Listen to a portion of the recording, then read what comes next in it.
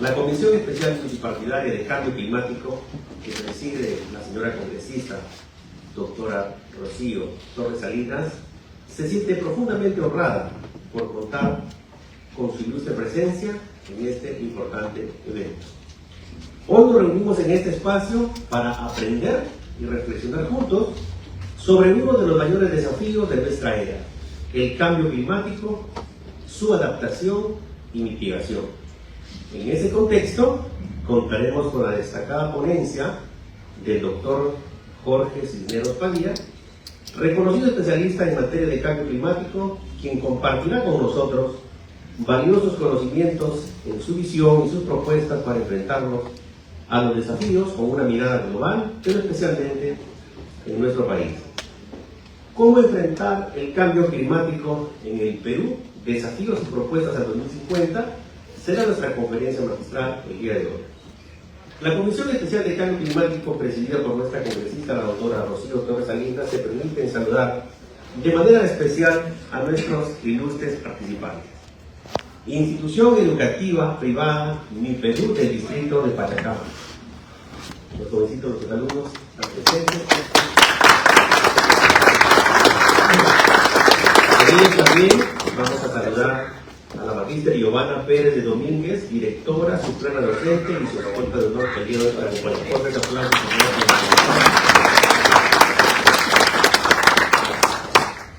El Centro de Altos Estudios Ambientales del Perú también está representado por nuestro licenciado Jorge Roncal Pérez, director ejecutivo. Por favor, un fuerte aplauso por la de esta manera nos acompañará la Confederación Nacional de Comerciantes del Perú, CONACO. Está presente con nosotros el ingeniero Charles Adrián Zapata Vega y su director, para quien pedimos. Asimismo, tendremos instituciones como el CENEPRED, que es el Centro de Prevención de Riesgos de Desastres. Nos referimos a la ingeniera Ena Jaimes Espinosa, que es su directora de Normas y Lineamientos de la Dirección de Gestión de Procesos. Un fuerte aplauso por el INDECI, es el Instituto Nacional de Defensa Civil. La ingeniera Luisa Cortés Ormeño, especialista en gestión de riesgo y desastre. Imagino que por el tránsito debe estar por acompañarnos, pero va a estar con nosotros también esta mañana. Ministerio del Ambiente, la ingeniera Valquiria Carolina Hidalgo Salcedo, analista de sistemas de monitoreo forestal y cambio climático. También está con nosotros en breve momento. Del Ministerio de Defensa, Marina de Guerra del Perú, el capitán de fragata Enrique Perea Loaiza, representante de la Dirección de Hidrografía y Navegación. Nuestro capitán está presente, un fuerte aplauso. Del Ministerio de Defensa, Ejército del Perú, el coronel Gustavo Equipa Alfaro, oficial de Estado Mayor, y toda la comitiva que le acompaña. Un fuerte aplauso. Y damos la más cordial bienvenida a todos ustedes. Pero para dar inicio a esta jornada, vamos a recibir a nuestra congresista, la doctora Rocío Torres Salinas, presidenta de la Comisión Especial Multipartidaria de Cambio Climático, quien nos brindará la palabra de bienvenida y apertura, para quien pedimos fuertes aplausos.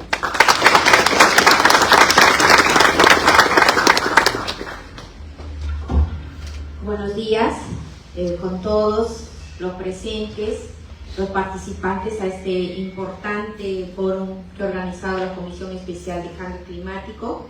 Quiero felicitar y agradecer la presencia del doctor Jorge Torres, que es uno de los expositores, un especialista en lo que es cambio climático. Va a ser importante hoy día escucharle a él sobre los cambios que venimos teniendo en el mundo, ¿no? Sobre el cambio climático. Yo soy oriunda de una tierra amazónica, de Loreto. Bueno, nací entre San Martín y Loreto, así es que ya, pero desde muy niña he crecido y sigo todavía ahora viviendo en mi región, una región amazónica, que hoy día estamos sintiendo fuertemente ese proceso del cambio climático. Hay varias cosas, varias versiones y todo el mundo dice lo que piensa, pero hoy día vamos a escuchar realmente a un especialista para saber hacia dónde tenemos que caminar, qué hay de cierto sobre el cambio climático, ¿no? Cómo está afectando hoy día nuestros ecosistemas. Yo en marzo, a fines de marzo, en la semana de representación, tuve la oportunidad de ir. Mira, yo que vivo yo he estudiado en Yurimaguas, Alto Amazonas, que es una de las 8 provincias de Loreto, pero ya desde que soy profesional radico en la capital, que es Iquitos, y no he tenido la oportunidad, imagínense, no les voy a decir cuántos años tengo, de haber visitado la Reserva Nacional Pacaya-Samiria, por ejemplo, una de nuestras más ricas reservas de flora y fauna que tenemos en nuestro país, ¿no? He tenido la oportunidad de irme en este mes de marzo y pude constatar in situ qué hermosos son esos ecosistemas que nosotros nos olvidamos y que de ahí nace todo lo que tenemos, ¿no? Cuando visité la reserva me decían, doctora, aquí llueve cualquier rato. Bueno, en la selva es así, llueve cualquier rato, pero yo no sabía que cualquier rato era cada 5 minutos. Entonces, mira esos microclimas que existen. Igual cuando vas desde Yurimaguas, que es selva baja, cuando ya vas a San Martín, que es selva alta, igual pasas por un microclima, una nieve, ¿no? Y bajas a la calentura, ¿no? Del microclima de San Martín y bajas en ese tramo de 50 kilómetros, tú vives ese proceso. ¿Qué procesos que hoy no queremos? Que cambien, que continúen, hay que ir protegiéndolos, ¿no?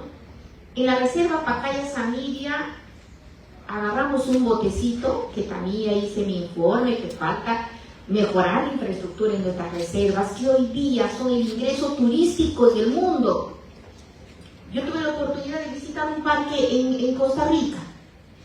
De hecho, que cuántas veces ya lo deben haber ellos mejorado, igual que en Norteamérica, y nosotros que tenemos natural, no le damos la protección de vida. ¿Y qué estamos haciendo nosotros como sociedad para ello?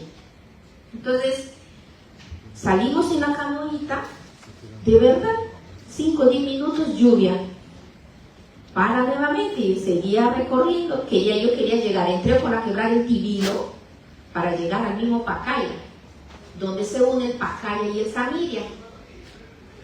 Entonces navegaba, en ese transcurso habrá sido media hora, 40 minutos, 5 veces habrá llovido. Vienen las lluvias y se van. Lo que causan estos ecosistemas. ¿Por qué no llueve en Iquitos? Te pasas toditito el verano y ni una lluvia. La gente está rogando que quiere que llueva. ¿Por qué? Porque ya no tenemos árboles. ¿Por qué llueve ahí cada 5 minutos? ¿No? Reflexiones que nos tenemos que hacer. Bueno, nosotros en estos 200 últimos años que estamos viviendo, porque Europa nos lleva ya 500, ¿no? ¿Cuántas veces han reforestado ya ellos no sé, el doctor sus Andes, ¿no? Nosotros le decimos sus cerros, porque allá no vemos cerros, pues, ¿no? Cualquier altura nosotros le decimos cerro, porque la llanura donde vivo es la llanura amazónica.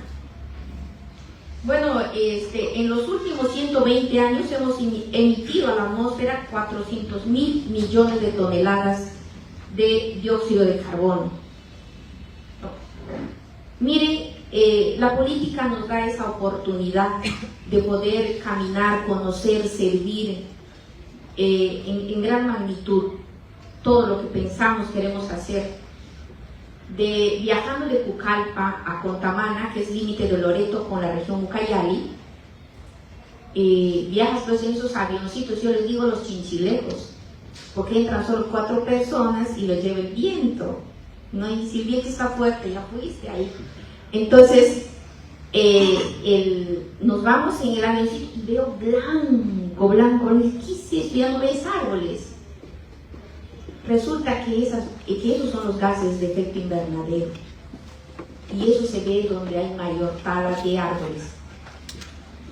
No dice, ¿qué es ese blanco? Quería saber qué era ese blanco que cubría una cosa es las nubes, que no, y otra es una capa blanca que se forma, y sobre todo en verano. Vas a otros países, ¿qué ves? Azulito. Porque hay menos contaminación, ellos están trabajando mucho más en lo que es la protección a nuestro medio ambiente.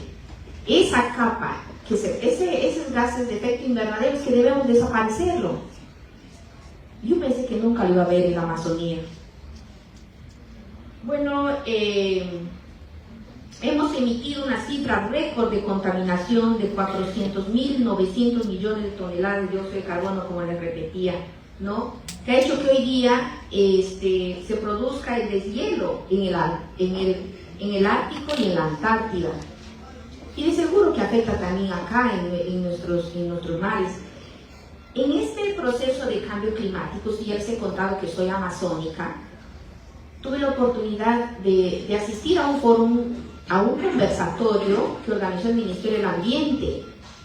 Yo siempre he creído que el 40, 50, 60%, la mayoría del oxígeno que nosotros respiramos, nos brinda la Amazonía, los árboles. De las 36 millones de hectáreas que tiene Loreto, 5 millones tenemos de hectáreas de aguajes, humedales. Tenemos una gran reserva ahí, pero yo creía que eso era todo. Total que en este conversatorio del Ministerio del Ambiente me entero que los mares son los que dan hoy día la mayor cantidad de oxígeno. ¿Cómo los mares? Las algas marinas, el fitoplancton, y nosotros no le damos la importancia, ¿no? Bueno, y en eso es lo que afecta hoy día el cambio climático, ¿no? En nuestros mares, que hoy, y es de conocimiento público que la presidenta está yendo a un evento de océanos, ¿no? En el extranjero. En el 2024 fue el año más caliente de los últimos años, de los últimos 120.000 años que tenemos de existencia. Este 2024. La calentura se ha incrementado en 1.5 grados centígrados, 1.5 grados centígrados de más. Entonces, nos estamos quemando. Las tendencias actuales conducen hacia un aumento de temperatura de 3 y 4 grados centígrados más, ¿no? Para finales del siglo. Asistí hace poco a un evento de comunicación política y decíamos, y hemos cambiado de tiempo, estamos en otro momento. ¿Y en dónde estamos ahorita? Nosotros ya estamos en una nueva era, solo que nosotros no nos queremos dar cuenta, ¿no? La modernidad, la tecnología ya nos ha llevado a otra era. Bueno, la situación en la que estamos es grave, por lo que es necesario que especialistas, empresas, el Estado, la sociedad misma y todos nosotros tengamos una mejor propuesta para detener este proceso en contra de nuestro clima, ¿no? No se produzcan más fenómenos drásticos como es el deshielo, en la Amazonía que no llueve, solamente en lugares donde tenemos zonas reservadas. Por eso hoy día la Comisión Especial de Cambio Climático del Congreso de la República, que la presido con un grupo humano muy bueno, ha considerado tener con nosotros a uno de los especialistas en cambio climático más reconocidos de Perú y Latinoamérica, que es el doctor Jorge Torres Padilla. Quiero agradecer al doctor Jorge Torres por brindarnos sus conocimientos y expertise, no solo para analizar los desafíos que se nos vienen, ¿no?, sino para generar las propuestas que debemos implementar para detener la grave amenaza que se cierne sobre nuestro planeta. Muchísimas gracias a todos. Reciban un caluroso saludo amazónico. bueno, y seamos autores cada uno de nosotros en este proceso. Muchísimas gracias y bendiciones a todos.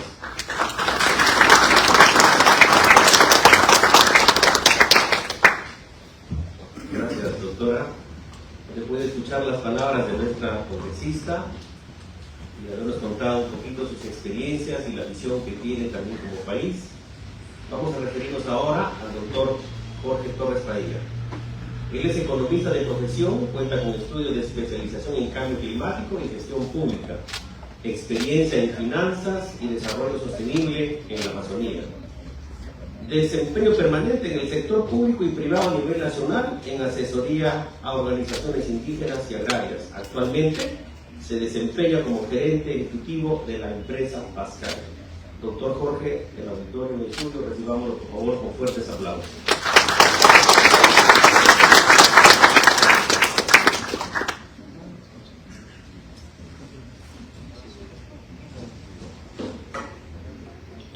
Me van a disculpar unos minutos, estamos en pleno y es presencial. Les dejo con el doctor Jorge Torres y retornamos. Estamos debatiendo un proyecto de ley sobre universidades en el país. Una de ellas es mi proyecto, Universidad Intercultural Fronteriza de la del Marañón. Así es que les pido mil disculpas, unos minutos y estoy retornando nuevamente. Muchísimas gracias.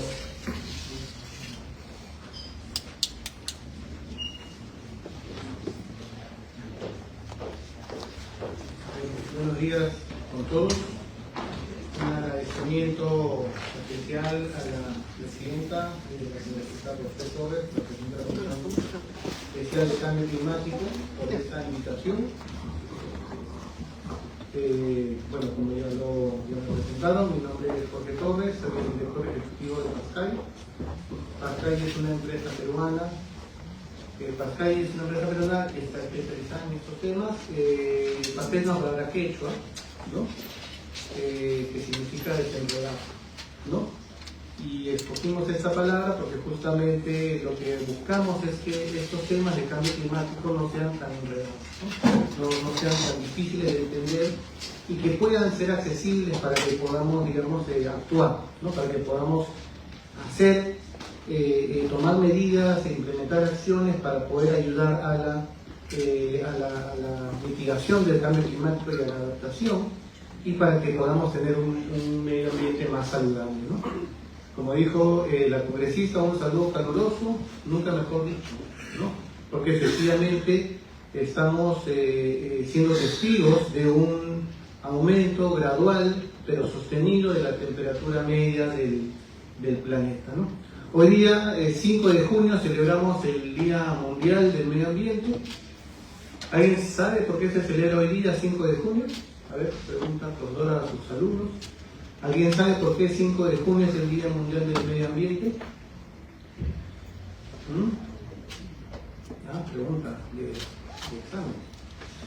Bueno, en 1972 las Naciones Unidas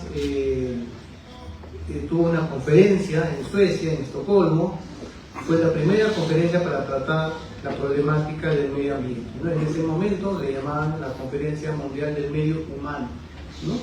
Luego fue derivando el nombre a medio ambiente o ambiente simplemente, ¿no?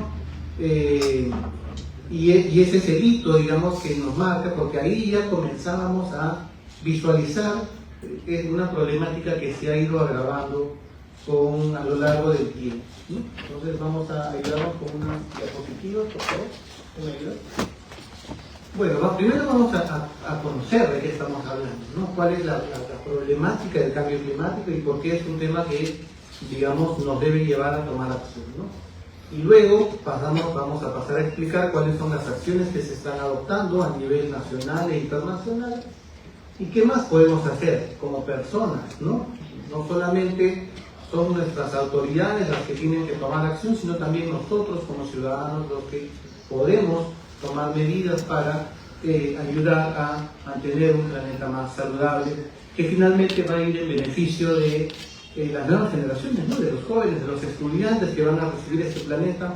Hay que tratar de no dejárselo tan destruido, tan contaminado. Bueno, adelante. Bueno, ¿qué cosa es el cambio climático? Para comenzar, hay que primero siempre partir de los conceptos, de la definición. La Convención de Naciones Unidas sobre el Cambio Climático, ¿no?, ha determinado que es el cambio que se está produciendo en el clima y que está asociado y que está causado por la actividad humana, por la forma de vivir que tenemos las personas, los seres humanos, ¿no? Porque efectivamente hay un cambio climático que a veces responde a factores naturales, ¿no? Ya hemos visto los periodos de glaciación, ¿no? Conocemos, ¿no?, en la época en toda la historia de la Tierra, las distintas eras por las que se ha pasado, pero en este caso no estamos hablando de cambios de clima causados por fenómenos naturales, sino estamos hablando de cambios de clima causados por la actividad humana. O sea, es nuestra responsabilidad lo que está pasando. Nosotros somos los causantes de la situación en la que estamos viviendo ahora, ¿no? Y pensamos como planeta, por supuesto que no hay la misma responsabilidad por igual, ¿no? Hay países que son mucho más contaminantes que otros, ¿no? Perú tiene una contribución marginal, si se le puede decir una contribución marginal, pero hay países que tienen una mayor responsabilidad, vamos a ver más adelante cuáles son esos países, pero finalmente todos sufrimos las consecuencias de ese cambio climático. Y no es solamente un tema de que haga más calor, ¿no es cierto? No solamente es el fastidio porque prendo mi ventilador o prendo mi aire acondicionado y lo tengo solucionado. El problema del cambio climático es mucho más serio que una incomodidad o un malestar de que haga más calor, ¿no? Y este cambio de clima que está atribuido a actividades humanas que están causando, ¿no?, la emisión de unos gases que se llaman efecto invernadero, ¿no? Son unos gases que se generan por la actividad humana. Ahora vamos a ver cuáles son las causas específicas, cuáles son esas actividades, y que se quedan en la atmósfera, y al quedarse en la atmósfera impiden que los rayos que vienen del sol puedan regresar hacia el espacio exterior, y por lo tanto se está generando como un efecto invernadero, ¿no? Quienes han tenido, digamos, alguna chacra, ¿no?, conocen que efectivamente un invernadero es un espacio donde se cultivan ciertas plantas con el fin de, y los mantienen como un espacio cerrado para que se conserve el calor. Bueno, efectivamente lo que estamos haciendo con el planeta es cerrándolo, poniéndole como un techo de estos gases de efecto invernadero para que el calor, el sol no se pueda ir, y entonces estamos convirtiendo al planeta en un invernadero, ¿no? Y producto de actividades humanas, ¿no? No le echemos la culpa a fenómenos naturales como hay algunas instituciones, algunos políticos que quieren sostener eso. No, esto es responsabilidad de todos nosotros, ¿no? ¿Y cuáles son las consecuencias? Bueno, el aumento de la temperatura a un ritmo más acelerado del que estamos en la capacidad de poder responder y adaptarnos, ¿no? Una alteración de las lluvias. Ya ocurren, ¿no?, como decía la congresista, ocurren lluvias en épocas en las que no era frecuente que estas ocurran. Los deshielos, ¿no? Ya vemos mucho de los nevados que Perú tenía, prácticamente ya están acortándose, ¿no? El área que está cubierta de nieve está produciéndose este deshielo. Este deshielo lo que hace, no solamente de los nevados, sino también de los polos, como explicó la congresista, lo que hace es que sube el nivel del mar, y entonces al subir el nivel de los océanos, muchas ciudades, muchos pueblos que quedan en las zonas costeras a muy bajo nivel del mar, están en riesgo de empezar a ser cubiertos por esta subida del nivel del mar. Hay islas, hay países que son islas, por ejemplo en Oceanía, que van a desaparecer en unos años. O sea, el país completo va a estar cubierto, porque son islas que no tienen zonas altas, ¿no? Como Perú, que tiene el privilegio, pues, de tener personas andinas. Hay islas que todas están prácticamente a unos 5 o 10 metros sobre el nivel del mar, y que con la subida de los océanos van a desaparecer por completo. Y son países que lo que están empezando a tener que hacer es comprar tierras en otros países para poder trasladar a su población. Entonces, bueno, tenemos también mayor frecuencia de climas extremos, ¿no? Hace un año o dos, si no me equivoco, escuchamos de ciertos fenómenos naturales, ¿no? Huracanes, ya en Sudamérica, cuando esto era, digamos, una ocurrencia más de la zona del Caribe, de la zona de Norteamérica. Entonces, hay mayor frecuencia de climas extremos y una alteración del ciclo del agua, ¿no? Avanzamos, ¿no? Como ya lo dijo también la congresista, realmente me ha adelantado en algunos temas. El año 2024 ha sido el año más cálido, ¿no? De todos los que se tiene registro. Y vemos ahí un poco cómo ha sido el crecimiento, cuál ha sido la temperatura, el crecimiento de la temperatura promedio, y vemos que se observa un crecimiento gradual, pero sostenido. No es que baja y sube. A veces uno en el día a día sí nos damos cuenta, hoy ya está haciendo frío, ya está haciendo calor, pero en promedio está subiendo la temperatura de manera gradual. Y vemos que el inicio de este crecimiento exponencial está asociado al inicio de la revolución industrial, ¿no? En el siglo XIX, en la revolución industrial, la aparición de fábricas digamos, la electrificación, ¿no? de las viviendas, de los hogares, digamos, ha implicado un consumo creciente de combustibles fósiles, ¿no? El petróleo, gasolina, los carros, ¿no? Los botes, los motocarros, la congresista de Loreto, de Limao. Entonces, acá también se usa mucho. Entonces, esta revolución industrial ha ido causando un consumo creciente de estos gases o de estos combustibles fósiles que al combustionarse, al quemarse, para movilizar, para generar energía, están emitiendo uno de estos gases, que es el dióxido de carbono. Y esto está, digamos, creciendo de manera exponencial, ¿no? Entonces, vemos ahí una de las causas. Acá vemos también en Perú, ya no vayámonos al mundo, sino vayamos a Perú, vemos como también, digamos, en un registro, una serie de tiempo un poco más corta, vemos también cómo la temperatura ha ido subiendo. Hay años que suben, hay picos, ¿no es cierto? O sea, hay subidas y bajadas, pero uno no tiene que quedarse en la anécdota del día, sino tiene que analizar la tendencia. Y en información del tsunami vemos una tendencia. ¿Cuál es el problema de que aumente la temperatura? Como digo, no es un problema de que haga más calor únicamente. ¿Podemos avanzar? Bueno, primero las causas, ¿no? Luego vamos a analizar las consecuencias. Bueno, una de las causas es cuando se queman los bosques, ¿no? Los bosques, cuando están, ¿no? Los árboles, las plantas, los arbustos, tienen en su contenido carbón, por eso es que ahí sale la leña, ¿no? O sea, el carbón que usamos en las parrillas o la leña que usan los hogares para cocinar, en algunos hogares rurales, lo sacan de la madera porque ese árbol, ese arbusto tiene carbono contenido, y al quemarse por algún incendio forestal o por alguna otra causa, entonces ese carbono que estaba almacenado en todos esos árboles se emite a la atmósfera, se combina con el oxígeno limpio que hay en la atmósfera, y se genera este dióxido de carbono, este CO2. Entonces, la quema de bosques es una de las causas que están provocando, que están ocasionando el cambio climático. Y en el Perú es la principal causa, ¿no? En el mundo, como hay otros países que no tienen la fortuna de tener bosques, como el Perú tiene la Amazonía, tiene los bosques andinos, los bosques secos en la costa norte, otros países no tienen bosques. Entonces, sus causas están asociadas más a la actividad energética, ¿no? a la generación de energía.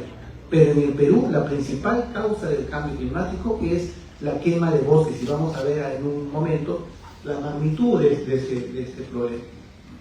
Como decía, la segunda es la generación de energía, sobre todo energía, digamos, contaminante, ¿no? Petróleo principalmente es una de las energías más contaminantes. Hay otras que hay alternativas, no significa que nos dejemos, pero hay energías más limpias, la hidroeléctrica, las energías solares, en fin, hay alternativas energéticas para seguir funcionando, porque realmente necesitamos energía para todo, para cargar nuestro celular, para prender la televisión, para todo se usa, para las fábricas, todo.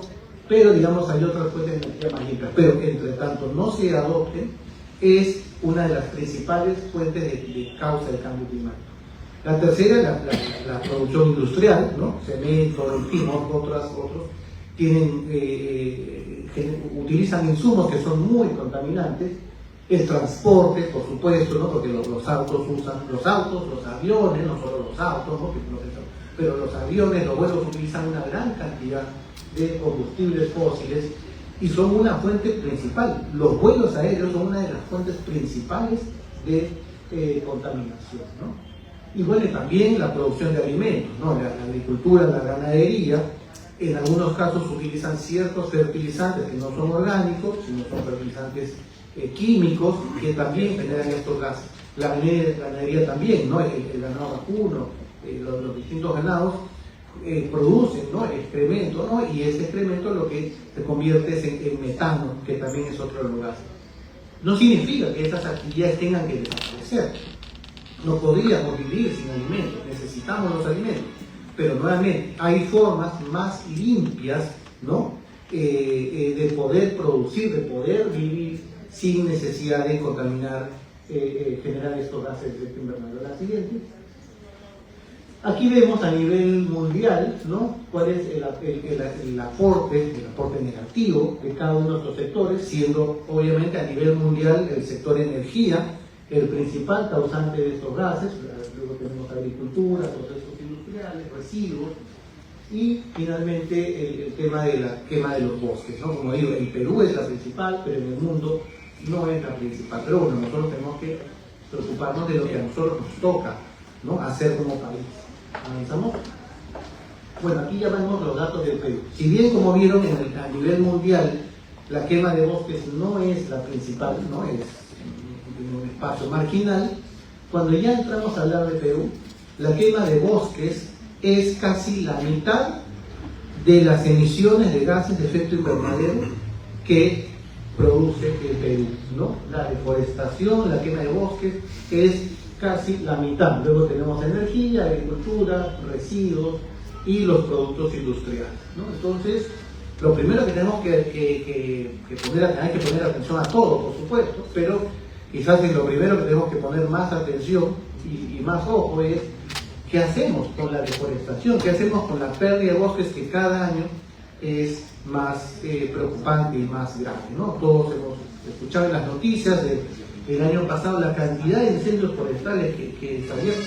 Tan fuertes eran los incendios forestales que hasta los medios de comunicación se interesaron por el tema, ¿no? Porque normalmente los temas ambientales no son de interés, ¿no? de los medios de comunicación, pero los incendios fueron tan fuertes y tan descontrolados que llamaron la atención, y luego hemos visto las estadísticas. No he podido incluir ahí una gráfica que me hubiera gustado, me estoy acordando ahora, pero el año pasado, en 2024, hubo 80% más incendios forestales que en los 5 años en promedio, ¿no? En promedio que en los 5 años anteriores. O sea, casi se duplicó la cantidad de incendios forestales. Y eso se traduce en una mayor deforestación, en una mayor pérdida de bosques. ¿Avanzamos? Creo que es esta que vimos, la anterior. Esa es. A ver, ahí está, creo que es esa, ¿no? Me voy a acostar.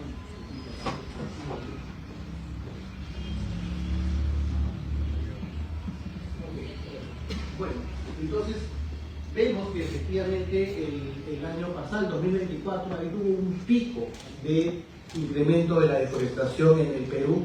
Se perdieron 189.000 hectáreas, según esta fuente, que es una fuente internacional. Todavía estamos esperando los datos nacionales, los datos oficiales del Ministerio de Ambiente, pero según esta fuente, que también es una fuente muy confiable, se perdieron 189.000 hectáreas de bosques en la Amazonía, y también en Perú, en la Amazonía peruana, y también ha sido un pico en todo el mundo, ¿eh? No solamente Perú, que ha sido un año malo, sino que ha sido en toda la Amazonía. Ha sido un año, ha sido tanto el nivel de pérdida de bosques del año pasado, que prácticamente ha sido igual que el año de la pandemia. En el año 2020, que tuvimos, ¿no?, la pandemia del COVID, todos recordarán que producto de la cuarentena y producto también del hecho de que Perú tiene una economía informal, independiente, mucha gente que ya no podía salir a trabajar, a vender sus productos, ¿no?, en la calle, entonces, por la cuarentena, se vio obligada a retornar a sus lugares de origen. Y vimos, ¿no?, todos hemos visto en esos años, en ese año, cantidad de gente caminando de las ciudades a regresar al campo para poder tener de qué vivir, ¿no? Porque acá en las ciudades no se les dejaba, no nos dejaban salir a trabajar. Entonces, ese año se alcanzó un pico de deforestación producto de este retorno de la ciudad al campo, ¿no?, de este proceso. Bueno, el año pasado, 2024, se alcanzó prácticamente el mismo nivel de deforestación que el año de la pandemia.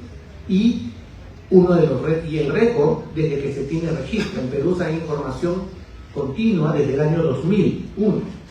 En esos 24 años de los que hay registro, el año de mayor deforestación ha sido el 2020, la pandemia, y el año pasado, 2024. ¿Avanzamos? Bueno, estos son los datos oficiales del país. Ahí falta el dato del 2024, todavía no lo han publicado, así que no lo hemos podido incluir, pero estamos, digamos, prácticamente ya anticipando que la situación va a ser muy similar a la que ha reportado esta plataforma internacional, ¿no? ¿Y cuál es el problema de que se quemó un bosque? O sea, no solamente es un hogar, es el hogar de los animalitos, de los pajaritos, o sea, no solamente algo que, qué pena, se quemó este bosque, pero bueno, yo sigo viviendo, porque a mí no me afecta, ¿no? No, la pérdida de bosques es un impacto enorme, económico y social, porque en los bosques y en las zonas cercanas a los bosques vive gente, viven comunidades indígenas, viven agricultores, viven productores que tienen bosques, y la quema de esos bosques es la pérdida de sus fuentes de vida, porque de ahí sacamos todos la madera con la que construimos nuestros muebles, con la que ellos construyen a veces hasta sus casas, porque las casas en el campo son hechas prácticamente muchas de madera, ¿no?, de materiales obtenidos del medio natural, del bosque, plantas medicinales, frutos, una serie, uno de los productos que, por ejemplo, Madeiros más exporta es la castaña. Bueno, la castaña es un producto del bosque natural, no se siembra el árbol de castaña, se cosecha de manera natural. Y hay una serie de valores importantes. El turismo, ¿no?, que en algún momento, digamos, el Perú lo está impulsando tanto. El ecoturismo o el turismo de naturaleza depende de tener un bosque bien cuidado, ¿no?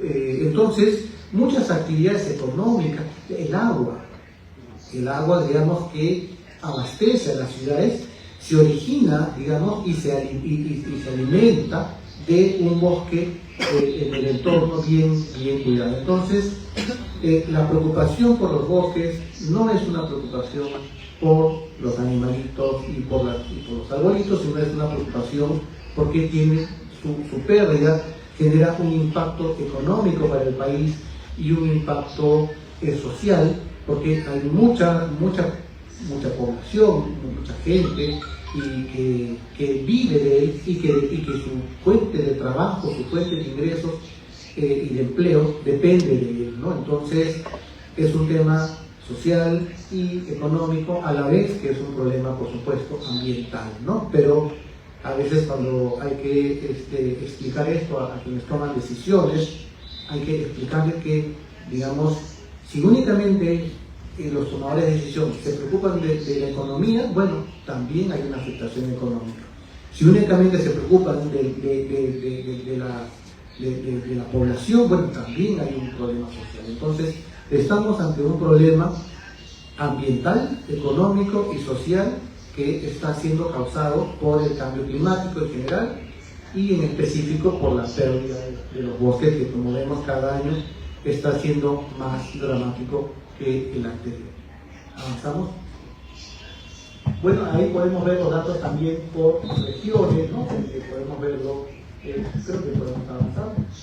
Lo podemos ver en el departamento de Loreto, que también ha subido, en el departamento de Unamás, en el departamento de San Martín, que miren, San Martín es lamentable porque San Martín ya venía a la baja, la tasa de deforestación, ¿no? Habían logrado controlarlo, también que ya no quedaban tantos bosques, San Martín es una región con mucho desarrollo agrario, pero bueno, por diversas razones, pero estaba a la baja.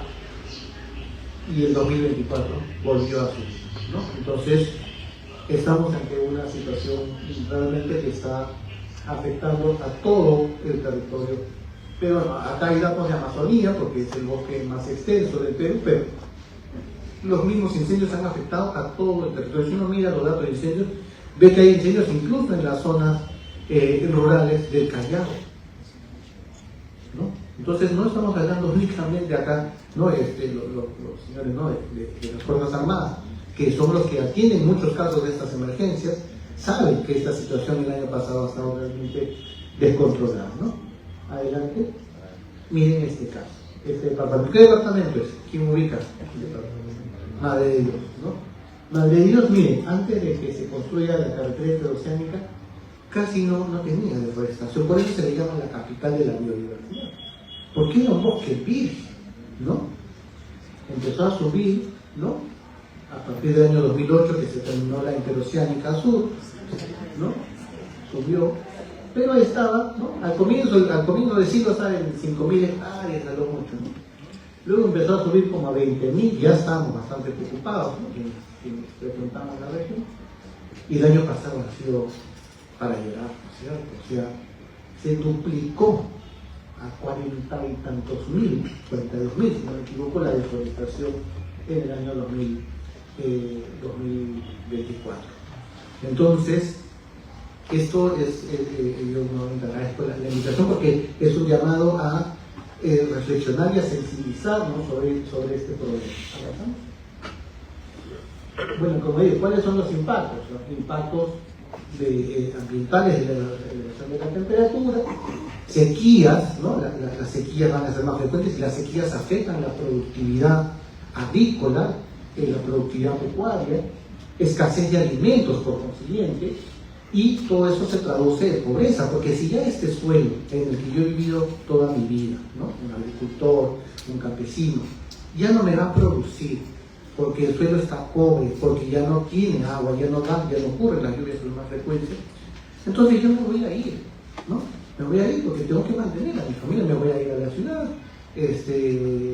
o me voy a dedicar quizás a una actividad ilícita. Entonces, es pobreza y desplazamiento, ¿no? Y es una situación dramática que es importante entender las consecuencias de toda la cadena de sucesos que puede generar algo que ocurre quizás en una zona que la vemos muy distante, ¿no? Porque estamos acá, en la avenida Bancay. Entonces esto ocurre a cientos de kilómetros, a miles de kilómetros, pero nos afecta.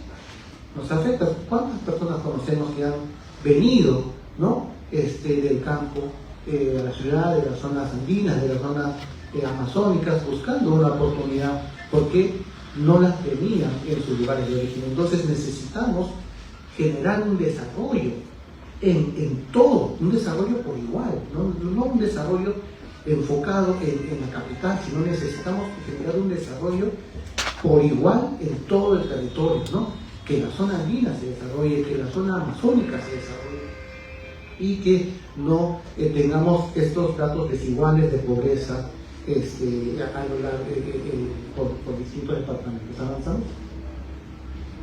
Bueno, ¿qué cosas estamos haciendo? Ya hemos visto un poco el diagnóstico, pero acá no he venido yo a deprimirlos, sino más bien a motivarlos a tomar acción, ¿no? Bueno, obviamente los gobiernos se han preocupado por esta situación y se han juntado, ¿no? en los foros internacionales a los que acuden y en los que participan. Las Naciones Unidas, por supuesto, es el foro que agrupa a todos los países del mundo, y van formando distintas convenciones, ¿no? Hay una convención del niño, hay otra convención, digamos, para los temas de los alimentos, y hay una convención que se llama la Convención de Naciones Unidas sobre Cambio Climático, enfocada en discutir la problemática del cambio climático. Entonces, esta convención ya se viene reuniendo varios años, ¿no? Y ha ido teniendo avances al respecto, ¿no? vamos a explicar ahora los avances que se están dando en el marco de la convención, ¿no? Dentro de se van tomando ciertos acuerdos, vamos a explicarlos, y también se va proveyendo financiamiento, porque no podemos enfrentar el cambio climático ni la pérdida de bosques, no lo vamos a poder enfrentar con buenas intenciones, ¿no? Ni con palabras, ni tampoco va a ser suficiente con leyes, ¿no? Necesitamos financiamiento. Cuando convocamos a la defensa civil, cuando convocamos a los bomberos, cuando convocamos para apagar los incendios forestales, pues esos vuelos cuestan. Entonces necesitamos financiamiento para cuando queremos mejorar la productividad del campo, cuando queremos mejorar la productividad del bosque, aprovechar los recursos del bosque, porque hay cuántos recursos en el bosque, ¿no? Las plantas medicinales, el ecoturismo, pero si no damos condiciones para que vengan los turistas, si no hacemos albergues o rutas, entonces no van a venir. Si hay una planta medicinal muy valiosa, pero no hay ningún estudio para poder saber cuáles son las propiedades medicinales que tiene, pues no se va a poder vender. Entonces necesitamos invertir en poder poner en valor el bosque y poderlo convertir de una oportunidad a una realidad. Entonces necesitamos financiamiento. Dentro del marco de las Naciones Unidas sobre el cambio climático hay líneas de financiamiento, pero también hay líneas de financiamiento que vienen de la parte no estatal, ¿no? Porque no todo lo tiene que hacer el Estado. Entonces el sector privado ha creado esto que se llaman los mercados de carbono. Vamos a hablar también un poco de los mercados de carbono, pero básicamente lo que buscan los mercados de carbono es poder traer financiamiento a aquellas acciones que se implementan y que logran bajar las emisiones de los gases de efecto invernadero, ¿no? Entonces, si alguien implementa una acción, por ejemplo, vamos a decir, una cooperativa en Loreto, para poner, ¿no?, el ejemplo de la región de origen de la congresista, una cooperativa en Loreto que implementa un sistema agroforestal, bueno, está captando, está removiendo los gases de efecto invernadero. Se cuantifica, se certifica y se puede vender en los mercados de carbono. Entonces, los mercados de carbono son una fuente importante y alternativa al financiamiento no público, ¿no? Porque el que lo compra es una empresa, de repente en Estados Unidos, en Europa, en Asia, en Japón, lo que fuera, compra esos bonos de carbono, ¿no? Los usa para decir que está contribuyendo y eso se convierte en un ingreso para el proyecto que está realizándose en nuestros países, ¿no?, que en vías de desarrollo. Entonces, los mercados de carbono son una fuerte, una acción concreta y real, que ya viene funcionando hace más de 15 años, que provee ingresos para luchar contra el cambio climático. Y obviamente hay iniciativas bilaterales, hay el Banco Mundial, el BID, en fin, una serie de iniciativas que también proveen financiamiento puntual. Entonces, necesitamos combinar todas estas acciones. Luego vamos a hablar también de lo que se está haciendo desde el Perú, que también está tomando medidas. ¿Avanzamos? Bueno, la Convención Marco de Naciones Unidas de Cambio Climático es el esfuerzo multilateral más importante para abordar este tema y que está enfocado únicamente en la problemática del cambio climático.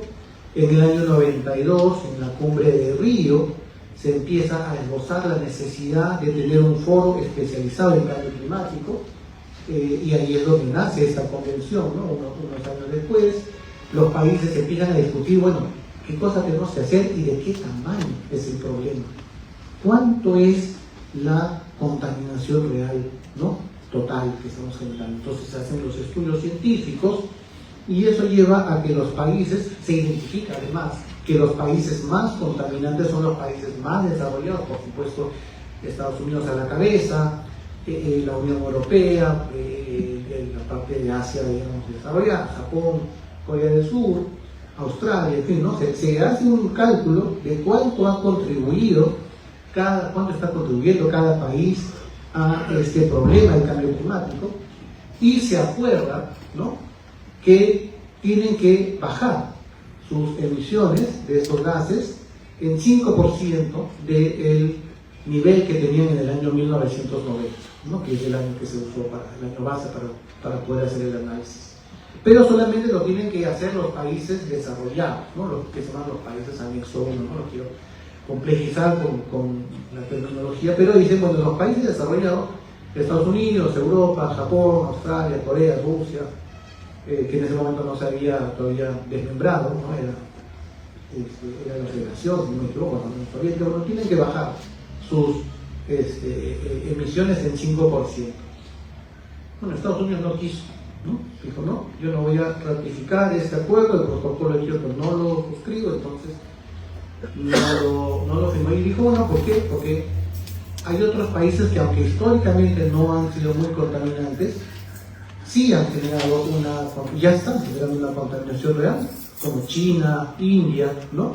Y si yo bajo mis emisiones, tengo que invertir en energías más limpias, pero más costosas. Entonces voy a perder competitividad contra China, India y todas estas economías emergentes. Entonces, si China no se compromete, yo no entro.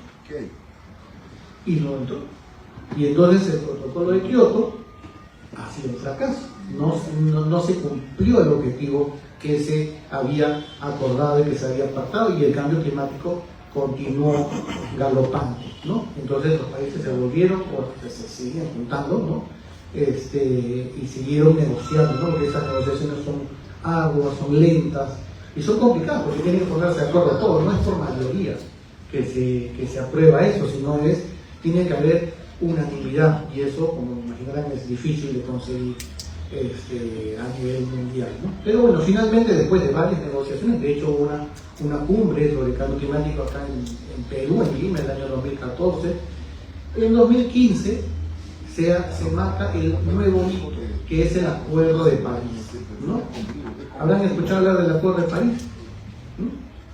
Bueno, el Acuerdo de París es el segundo hito importante en términos de compromisos climáticos vinculantes. Allí no se fija un porcentaje que tiene que bajar, no dice, tiene que bajar 5%, ni 7%, ni 8%.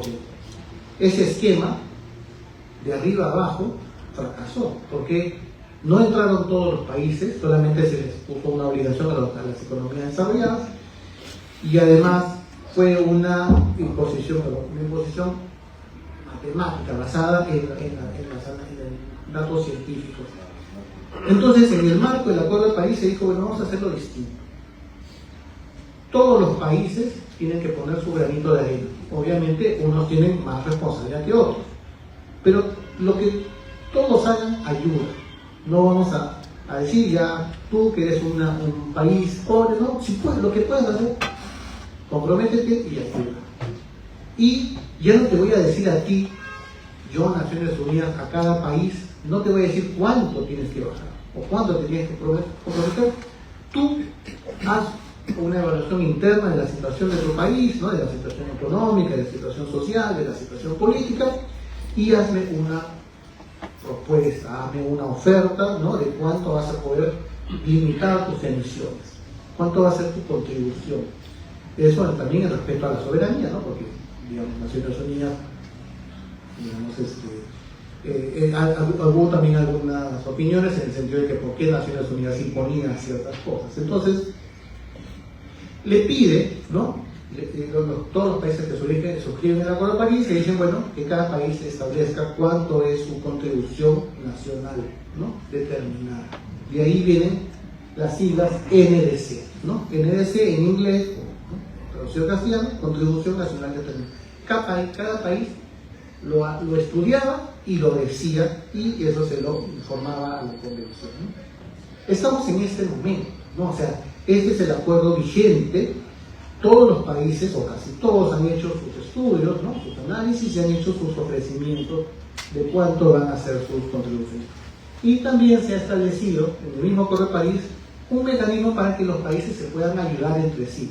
Si un país ya cumplió su meta y la excedió, y otro país todavía no está pudiendo alcanzar su meta, bueno, ese país le puede vender, ¿no? Vender entre comillas, le puede transferir el exceso, ¿no? Para que el otro país pueda alcanzar, ¿no? Y entonces se benefician los dos, porque uno alcanza a reducir y este país que ya lo había alcanzado desarrolla o obtiene, mejor dicho, ingresos adicionales por este esfuerzo extra, ¿no? ¿Avanzamos? Bueno, esto es un poco la historia, ¿no? En el primer hito, en el primer acuerdo, que es el protocolo de Kioto, también hubo un mecanismo de mercado, lo podemos avanzar.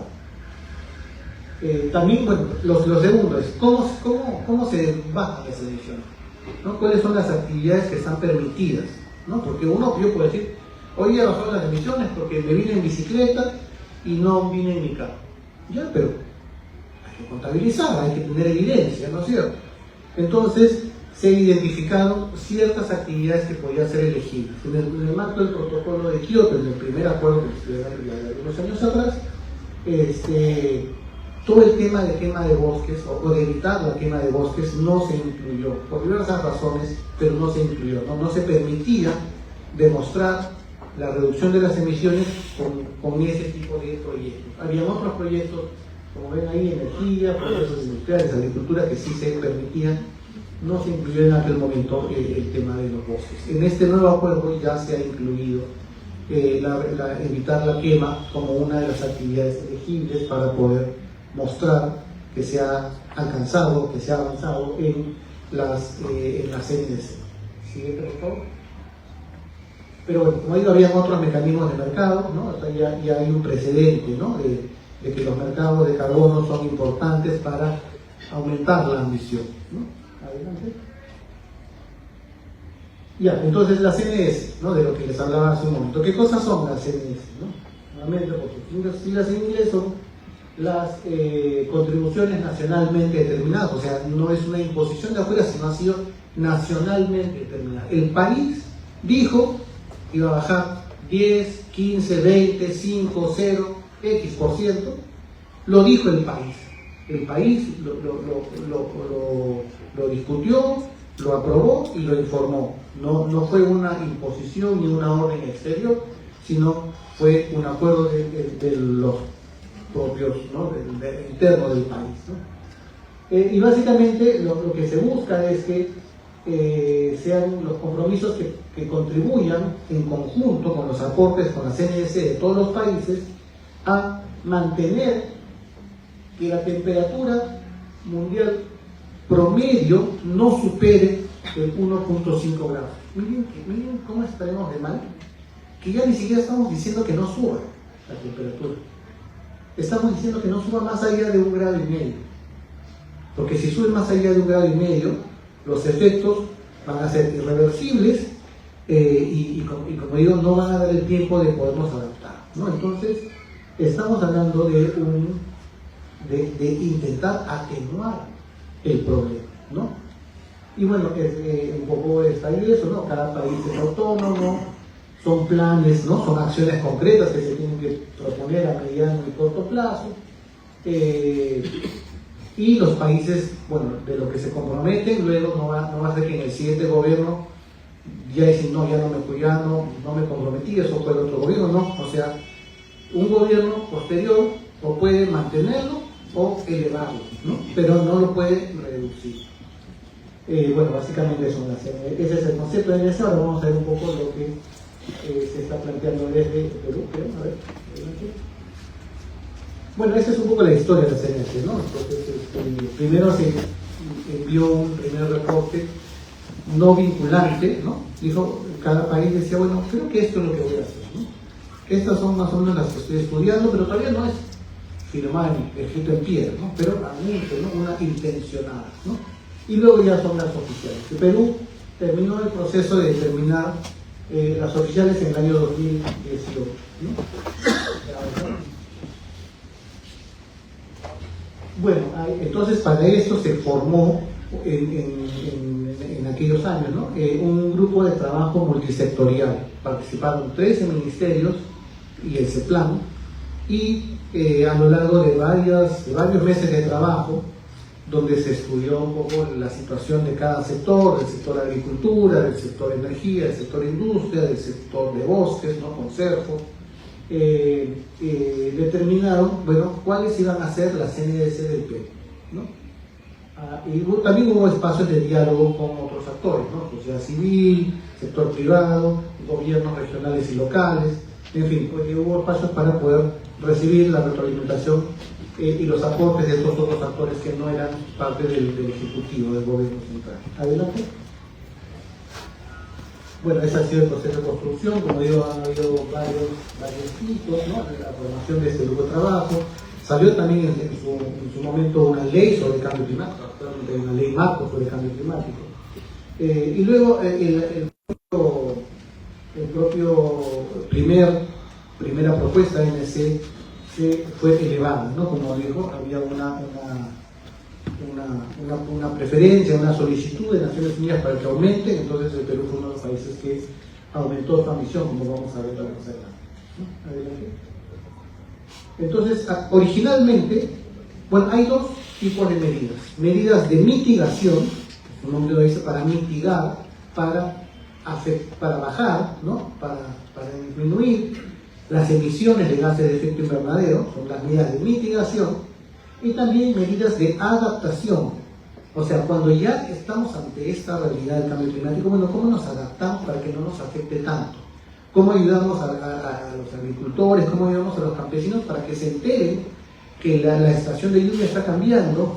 Para que se enteren, digamos, que la productividad del suelo se está afectando y puedan, digamos, minimizar el impacto de estos fenómenos causados por el cambio climático. Entonces también se han planteado, entre otras, ¿no? Temas de salud, otros, se han planteado también medidas de adaptación. Y en cuanto a las medidas de mitigación, se ha establecido que el Perú se ha comprometido a bajar 30% de las emisiones del año 90, si no me equivoco. 30% de las emisiones del año 90 y 10% adicional si consigue financiamiento complementario, ¿no? 30% con los propios recursos del país y 10% adicional si obtiene recursos adicionales. Entonces se ha comprometido a bajar el 40% en el año 2030, ¿no? ¿Y cómo? ¿Avanzamos? Ahí están un poco los sectores. Hay 66 medidas de mitigación. ¿Qué cosa es una medida de mitigación? Por ejemplo, en agricultura es, secas intermitentes de arroz. O sea, no hacer la producción de arroz inundando, ¿no? Como se hace tradicionalmente, sino con unas tecnologías donde no utilicen, digamos, estas técnicas o estas prácticas y por lo tanto la emisión de gases de efecto invernadero no sea tan grave. O en transporte, ¿no? Es pasar de una flota vehicular, digamos, ¿no? Tradicional, ¿no? De petróleo, de GLP, a una flota vehicular, digamos, de vehículos híbridos, ¿no? O que usen o vehículos eléctricos. Entonces, o también en las oficinas, en fin. Entonces hay muchas medidas, hay 66 medidas de mitigación que están en 5 sectores: energía, procesos industriales, residuos o desechos, USCUS es la terminología esta complicada que nosotros justamente queremos desenredar de nuestro nombre pascal, pero para hablar de bosques, ¿no? De pérdida de bosques. Entonces, en el sector de pérdida de bosques o de USCUS tiene planteadas ahí unas medidas, y finalmente agricultura. Entonces, en esos 5 sectores de emisiones, en conjunto se han planteado 66 medidas de mitigación, y en otros sectores hay medidas de adaptación también: agricultura, salud, bosques, agua, pesca, en fin, todos los sectores donde pueden haber impactos negativos del cambio climático se han planteado medidas para tratar de atenuar, ¿no? De ayudar a adaptarnos a ese cambio irreversible que estamos viviendo. También se han incluido como el tema de turismo, ¿no? Y transporte, por ejemplo. Entonces, hay un conjunto de medidas de mitigación y de adaptación, pero es interesante que, aunque en realidad si uno mira en cantidad, la mayor cantidad de medidas de mitigación están en el sector de energía, si uno mira en contribución, o sea, cuánto van a reducir las emisiones, 2/3 partes de esa reducción de emisiones viene nuevamente de actividades para bajar la deforestación o para generar procesos de restauración o recuperación. O sea, el sector de bosques es el sector que más se espera que contribuya a la reducción o la mitigación del cambio climático en el Perú. Y eso es lógico porque, como ya habíamos visto, es el sector que más emite, o sea, la quema de bosques es lo que más emite. Entonces, al bajar la deforestación, Dios quiera, en las acciones que se están proponiendo, vamos a poder bajar más las emisiones, ¿no? Porque una hectárea de bosque, una sola hectárea, y se queman 190.000 por año, una sola hectárea emite como 500 toneladas de CO2, de dióxido de carbono. 500 toneladas. Una hectárea. Y son 190.000 hectáreas que se han perdido el año pasado. Entonces, ¿de cuántos millones de toneladas estamos hablando que se emiten por la pérdida de bosques? Entonces, tiene sentido que sea el sector que más contribuye. ¿Avanzamos? ¿Quieren hacer una pausa o todo? ¿Seguimos? Bueno, entonces algún científico dijo, bueno, ok, perfecto, hemos optado por este enfoque, no imponerle nada a los países, sino pedir que cada país ofrezca voluntariamente lo que puede hacer. Vamos a ver si alcanza. Vamos a sumar todas las CNS de todos los países del mundo y a ver si va a alcanzar para mantener la temperatura no más allá de un incremento de 1.5 grados centígrados. Y no alcanza. Ni con la suma de la CNS, ni aun si se cumplieran las CNS, alcanza para mantener la temperatura por debajo del límite recomendado por la ciencia, ¿no? Por los científicos. Hay que hacer más. Hay que hacer primero lo que nos hemos comprometido a hacer, pero además de hacer lo que nos hemos comprometido a hacer, hay que hacer más. Entonces, nuevamente, agradezco mucho la posibilidad de poder conversar de este tema porque aquí hay una diversidad de actores, ¿no? De distintos ministerios. Obviamente el Ministerio de Ambiente lidera todo este proceso, pero agradezco, como digo, la oportunidad de poder conversar sobre este tema. Necesitamos hacer más. ¿Avanzamos? Bueno, ¿cuáles son las medidas del sector de USCO, uso de la tierra, cambio de uso de la tierra, silvicultura? Les gusta poner estos nombrecitos complicados, pero estamos hablando de los bosques que se queman. Bueno, hay que hacer medidas de reforestación, ¿no? Los bosques que ya se perdieron hace años o recientemente, pues hay que reforestarlos, ¿no? Hay que restaurarlos. Genera empleo además. O sea, un proyecto de restauración genera empleo, porque para reforestar un hectárea necesitas mano de obra, necesitas fuerza de trabajo. Entonces, encima generas empleo local, ¿no? Y además generas recursos, porque si decides hacer reforestación con una madera, con un árbol maderable, luego vas a poder cosechar ese árbol maderable y vas a obtener ingresos. Si decides reforestar con un árbol frutal, pues tienes la fruta para vender o para comértela, ¿no? Entonces, hay un conjunto de medidas, son 3 medidas asociadas al tema de reforestación, tanto con fines maderables comerciales como con fines de protección, o sea, reforestar con especies que no se van a cortar, simplemente que se van a dejar ahí, para, por ejemplo, para proteger las cabeceras de cuenca, para proteger los cauces de los ríos. Y también hay una medida de este sector asociada a agroforestería, porque, claro, hay zonas que están abandonadas, ¿no? Donde se reforesta y donde se reforesta. Pero hay zonas donde la gente está haciendo su cultivo. Entonces no te lo va a ceder para que tú reforestes, porque su cultivo es importante. Entonces, ¿qué se puede hacer? ¿No? Agroforestería.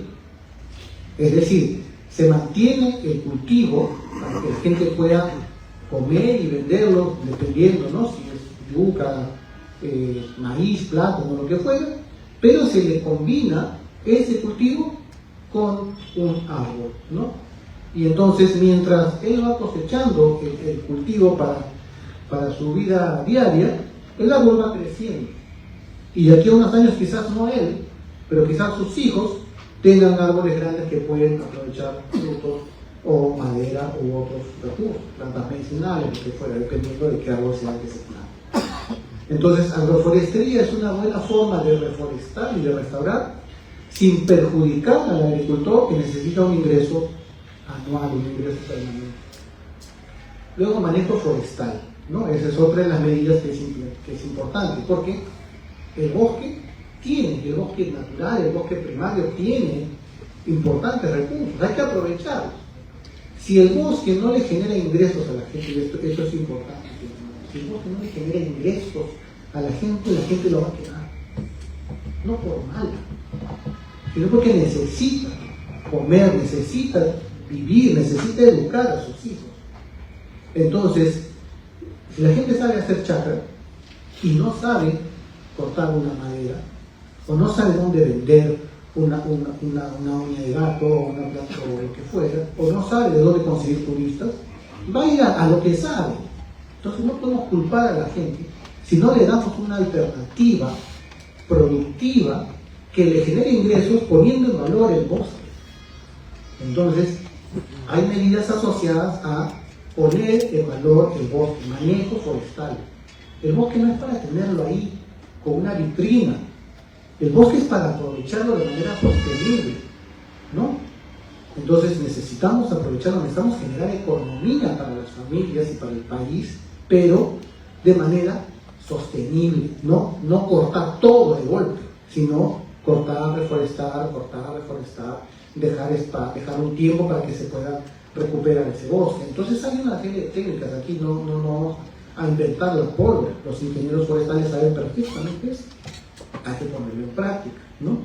Hay que traer inversión para el bosque. Todo finalmente es inversión. Hay que crear como Estado las condiciones más favorables para que venga esa inversión privada. Obviamente, la inversión privada seria, porque también hay inversión de todo tipo. Entonces, ¿cuántas veces han habido abusos, ¿no?, de acuerdos muy inequitativos con las comunidades?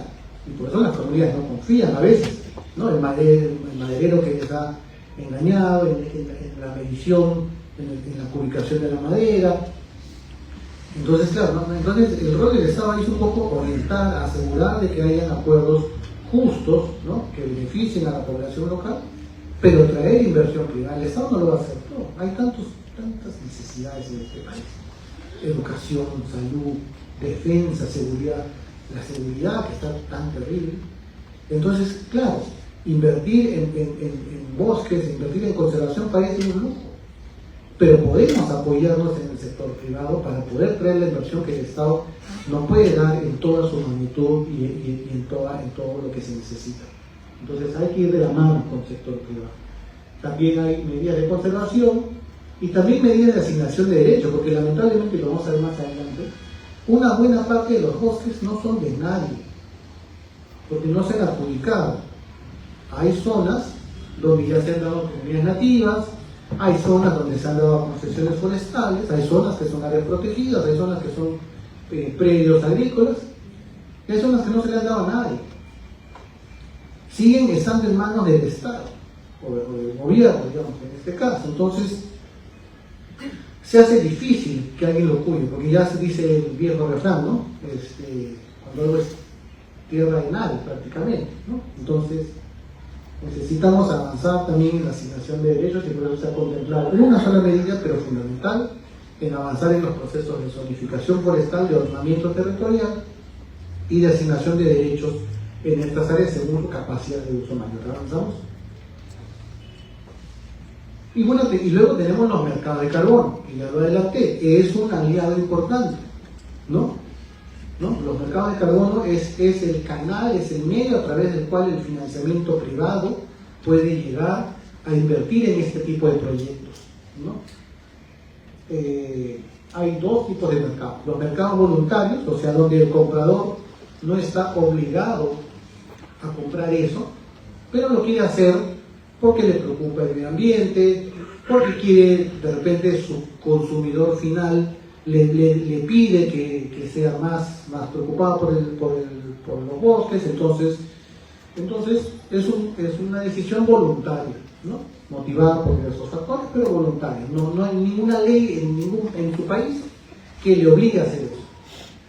Y otros son los mercados obligatorios o regulados, o mercados de cumplimiento, ¿no?, donde sí hay una ley en su país donde dice: tú máximo puedes emitir tanto.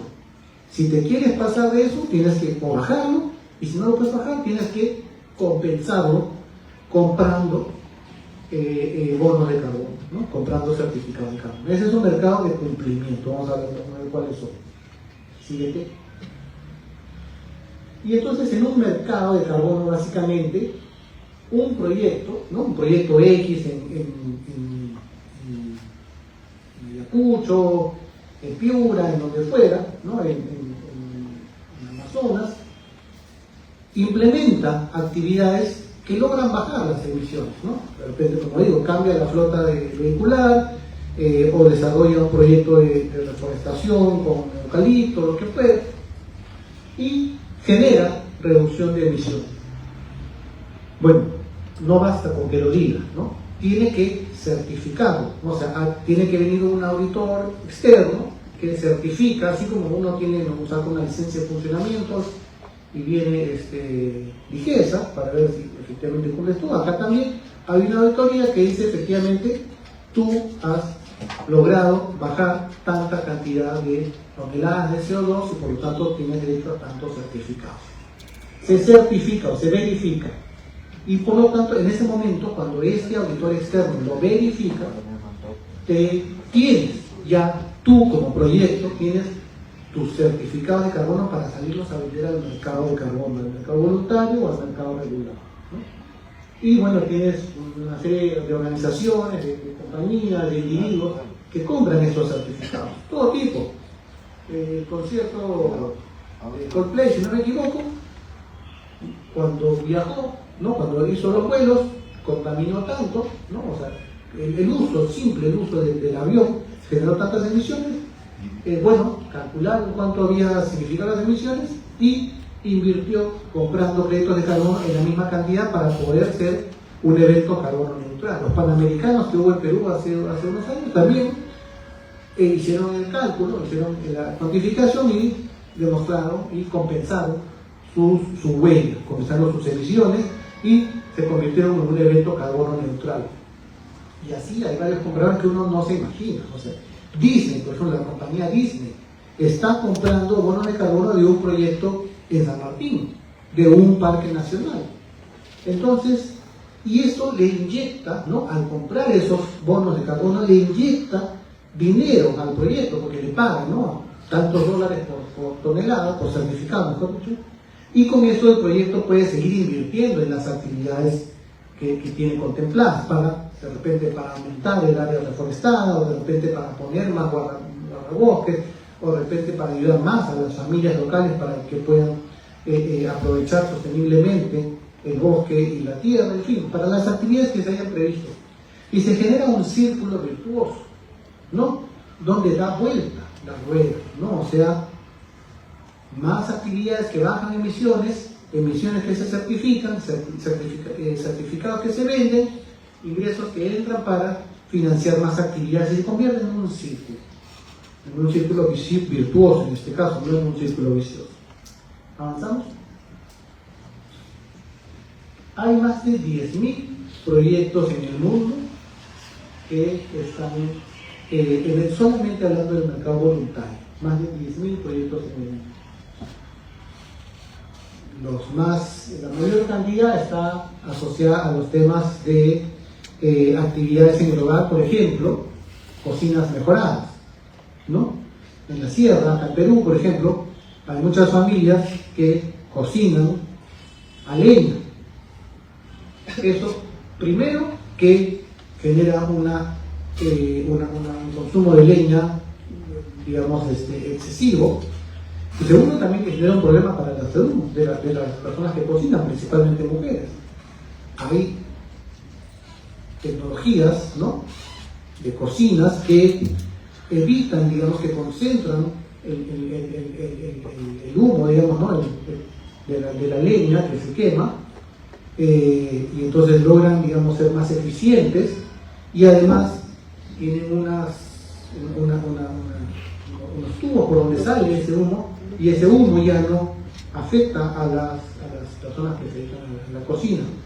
Y entonces, este tipo de proyectos, le pongo un ejemplo, pero hay varios tipos de este proyecto, lo que contribuyen a la salud y además contribuyen al clima porque están necesitando usar menos leña y por tanto contaminan, emiten menos de estos gases. Este tipo de proyectos son los más frecuentes en el mundo, ¿no? En cantidad. Vamos a ver luego en cantidad de certificados, pero el número de proyectos es el más frecuente, ¿no?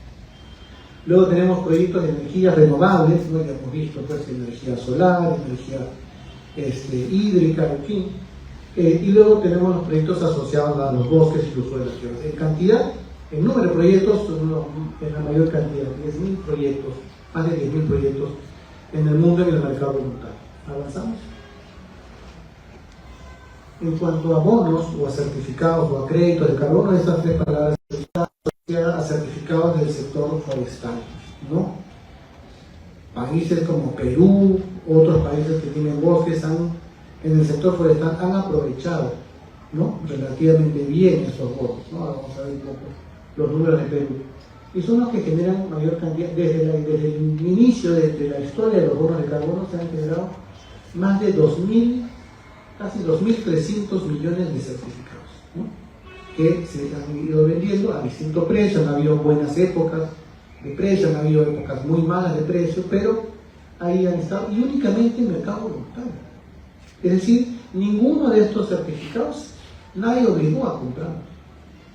Lo compraron porque hay un compromiso ambiental, ¿no? De algunas de las empresas y de las iniciativas más importantes en el mundo. ¿Avanzamos?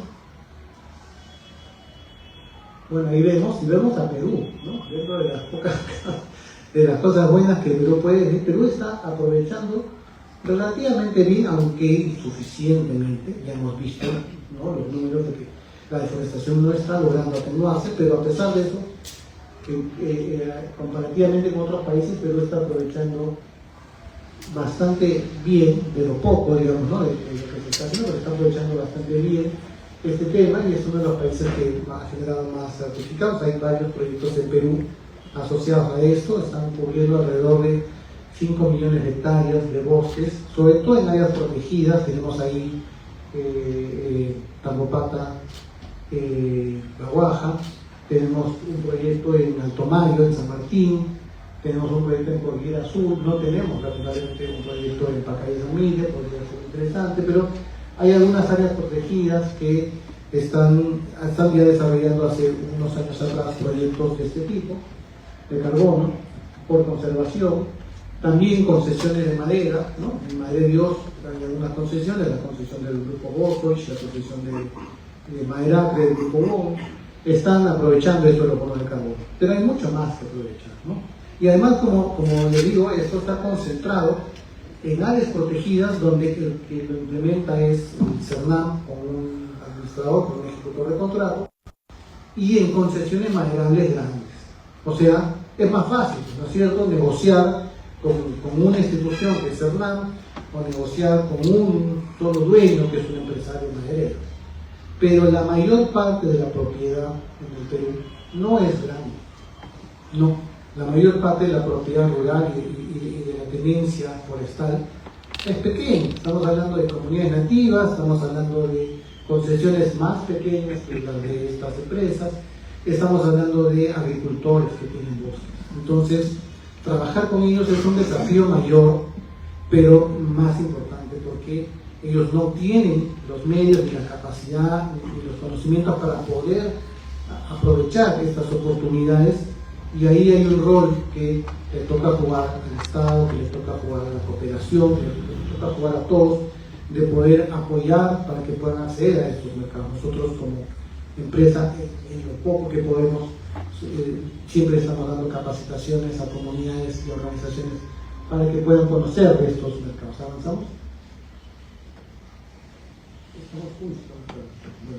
Bueno, entonces hay un poco lo mismo, ¿no? De Perú. Hay tres tipos de proyectos: proyectos de conservación, proyectos de manejo, proyectos de reforestación. Avanzamos.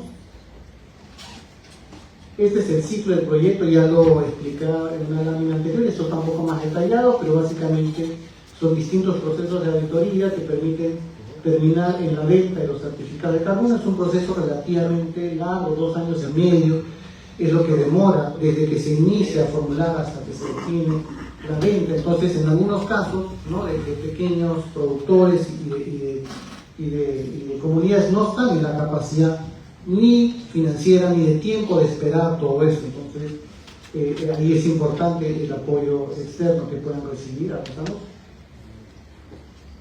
Los mercados regulados, ya tenemos la mención a esa del Acuerdo de París, el artículo 6, pero también las aerolíneas, todas las aerolíneas del mundo se han agrupado, la TAM, Lufthansa, en fin, todas las aerolíneas del mundo, en un plan que se llama CORSIA, que también tiene como objetivo bajar las emisiones. El estado de California en Estados Unidos también tiene un compromiso de bajar sus emisiones, y hay otros más, son los más importantes. Avanzamos. Y entonces, en el marco del artículo 6 hay diversos compromisos que se han firmado, ¿no? Perú, por ejemplo, ha firmado 2 acuerdos, uno con el gobierno de Suiza, otro con el gobierno de Singapur. No estamos hablando de países y economías tan grandes, son países chicos, pero igual es un buen inicio, y está explorando la posibilidad de firmar acuerdos con Japón y con Corea del Sur para poder venderle bonos de carbono, ya hablando del mercado regulado, mercado obligatorio, ya no del mercado voluntario, que como dice, voluntario es libre, sino ya de una transacción de país a país, o de proyectos que están en un país a compradores de proyectos del otro país con el que tienen firmado acuerdo. Entonces tenemos Suiza y Singapur. Avanzamos. Pero hay otros países con los que se podría firmar. Bueno, además de Japón y Corea, pues está Australia, Emiratos Árabes. Hay otros países con los que se podría explorar esa posibilidad para beneficiar a diversos sectores, porque no todos los países aceptan todos los proyectos. Por ejemplo, Suiza no acepta proyectos forestales, acepta proyectos de cocinas mejoradas, acepta proyectos de agricultura. Entonces, está bien, nos sirve para los proyectos que se hagan en esos sectores. Singapur sí acepta proyectos forestales. Entonces, Japón y Corea del Sur también aceptan proyectos forestales. Entonces, hay que construir este tipo de acuerdos y alianzas pensando en todos los sectores de la economía de Perú. Y ahí están las distintas actividades que pueden ser parte de los acuerdos, ¿no? Bueno, entonces, ¿cómo enfrentar la deforestación? Esta parte la voy a hacer muy rápido por el tiempo. En el año 2016, el Ministerio de Ambiente sacó un documento guía de planificación, que es la Estrategia Nacional sobre Bosques y Cambio Climático, que identificó algunas líneas de acción. Podemos mejorarla, podemos actualizarlo, pero creo que es una buena referencia. En primer lugar, trabajar en promover una agricultura y ganadería sostenible. Ojo, no dice desaparecerla, dice ayudar a que sea una agricultura y ganadería sostenible, ¿no? Respetuosa del ambiente, respetuosa del bosque. Entonces hay que trabajar con el agricultor, hay que trabajar con el ganadero para que pueda adoptar prácticas que no impliquen un avance, una expansión de la frontera agropecuaria, el desmedro de los bosques. Lo segundo, darle mayor valor a los bosques. Ya lo hemos dicho largamente y aquí coincidimos con lo que plantea la estrategia. Tercero, enfrentar las actividades ilícitas, ¿no? Las actividades de la minería ilegal, los cultivos de coca, enfrentarlos, ¿no? Y ahí se necesita una gobernanza fuerte, se necesita más Estado, con más recursos y con mayores capacidades para poder hacer. Entonces, por ejemplo, como recordamos, diversas acciones de interdicción que se han hecho en Madrid con el tema de la minería ilegal, pero no han logrado sostenerse en el tiempo por falta de presupuesto, en buena parte. No es la única razón probablemente, pero es una razón. Entonces, necesitamos al Estado. Cuidar los bosques no es solamente tarea de privados, ni es solamente tarea del Estado, es una tarea de todos, ¿no? Necesitamos trabajar en equipo, ¿no? Juntos, sector privado, comunidades, población y un Estado, ¿no? Había el Estado, el ejecutivo, el legislativo, por supuesto, el judicial. Avanzar en los procesos de ordenamiento y también reducir los impactos negativos de las actividades económicas. Entonces, queda claro que es una acción combinada público-privada. ¿Avanzamos?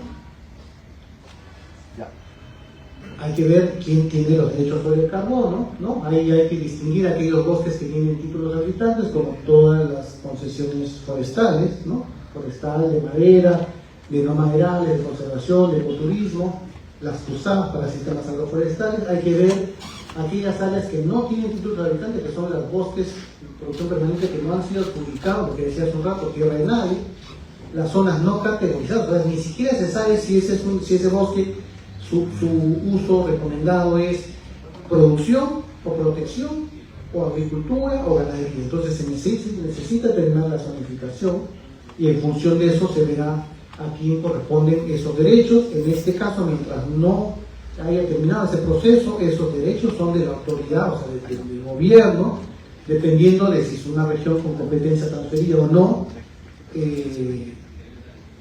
digamos, donde hay competencias forestales transferidas en el marco del proceso de centralización, los gobiernos regionales tienen una responsabilidad administrativa. En aquellas regiones donde no se ha terminado ese proceso son los gobiernos, es el gobierno central, a través de la autoridad forestal, de CERFO, y obviamente las áreas. Y bueno, y luego tenemos otras categorías, como las tierras de comunidades, los predios privados y las áreas protegidas, donde respectivamente cada uno de los titulares tiene derecho, ¿no? Las propias comunidades, los agricultores, y en las áreas naturales protegidas, CERNAM en el caso de las nacionales y los gobiernos regionales en el caso de las áreas de conservación regional. Avanzamos. Este es el mapa de tenencia de tierra. Si vemos, está bien distribuido.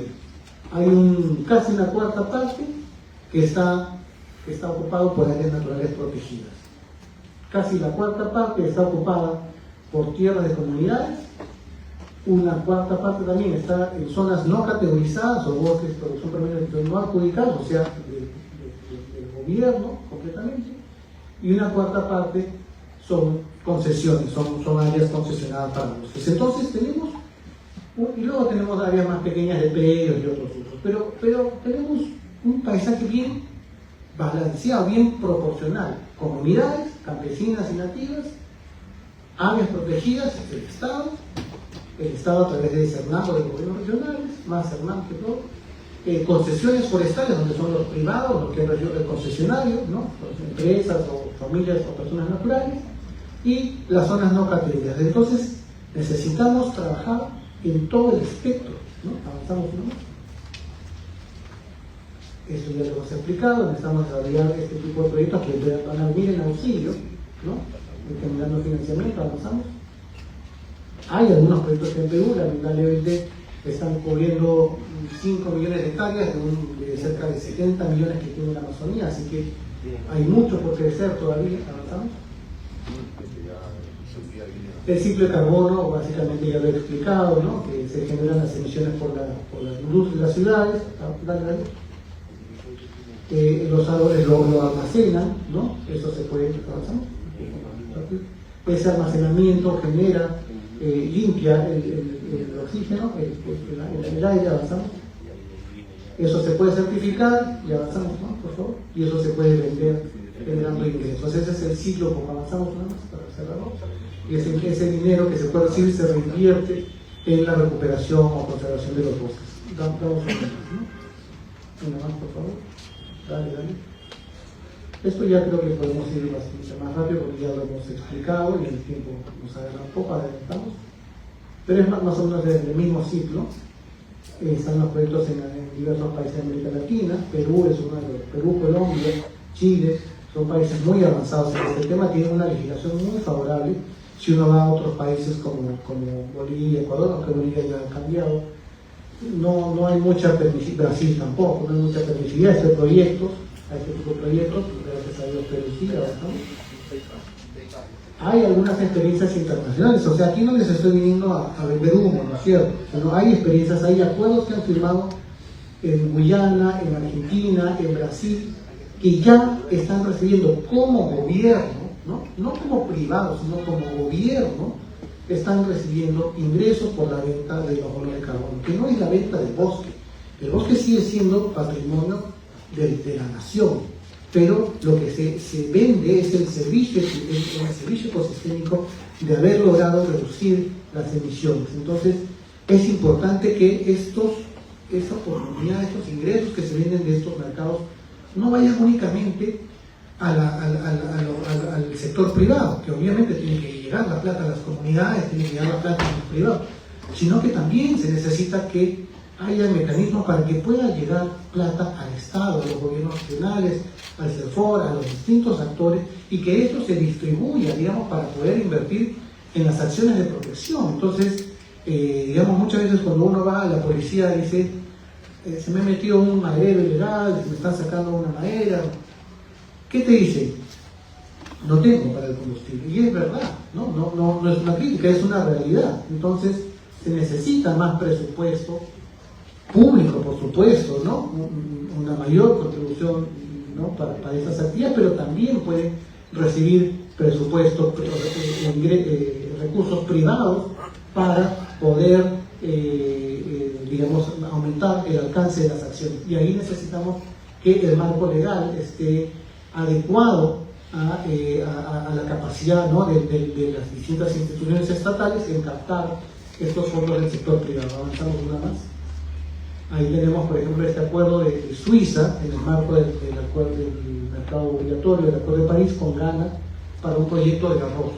Aquí también hay grandes extensiones de arrozales, entonces, ¿por qué no le podemos vender un proyecto, los bonos de carbono de un proyecto de arroz a Suiza si ya tenemos un convenio firmado con ellos? Hay que avanzar, se está avanzando en proyectos de cocinas mejoradas, pero hay otros sectores que también se pueden aprovechar. Y ya para terminar, la última lámina, hay que trabajar en 3 frentes, creo yo, ¿no? Obviamente esto está abierto a discusión, son algunas ideas preliminares para conversarles, ¿no? con todos ustedes, pero tenemos que trabajar en un frente legal, ¿no? Estar claro que parte de estos recursos tienen que entrar al Estado porque hay acciones que son indelegables. O sea, la función y la persecución, la sanción a las actividades ilegales no la puede hacer un privado. Un privado no puede detener a un maderero, no puede, a un ilegal, no puede detener. Eso es tarea pública. Y necesita el Estado recursos económicos para ejercer esa tarea pública. Entonces necesitamos tener un marco legal claro que permita poder vender el carbono de las áreas públicas, ¿no? Desde los bosques que están bajo su administración. Por supuesto no va a vender lo que ya lo ha concesionado o lo que son de comunidad, pero necesitamos también estar claro que se pueden desarrollar iniciativas certificables, porque si no se certifica no se tienen los bonos. Necesitamos más presupuesto para las regiones y para los sectores, una acción más activa en buscar mercados, mercados regulados. ¿En cuántos países más con los que se puede firmar? Promover un mercado doméstico de carbono. Colombia tiene un impuesto al carbono, Costa Rica también tiene un impuesto a la gasolina, que sirve para financiar sus proyectos de restauración. Aquí algo se está empezando a discutir sobre el mercado de carbono, sobre el impuesto al carbono, pero todavía muy lento. Y hay que, en el plano político, hay que avanzar en la articulación entre gobiernos centrales y gobiernos regionales. No son los hijos menores. Los gobiernos regionales, en el marco de un proceso de descentralización, son los que lideran el desarrollo de su territorio. ¿El desarrollo es descentralizado o no es desarrollo? Eso hay que entender, además en un contexto donde mucha gente quiere recentralizar algunas funciones. Hay que fortalecer a las regiones de los gobiernos locales y hay que avanzar en un proceso de ordenamiento territorial. En eso termino. Creo que aquí lo más importante es que tenemos un compromiso ético con las nuevas generaciones. Acá no estamos hablando únicamente de cuidar el planeta, estamos hablando de cuidar el planeta para dejarlo a las nuevas generaciones, para que tengan las mismas oportunidades que nosotros hemos tenido, y este es un compromiso de todos. Gracias.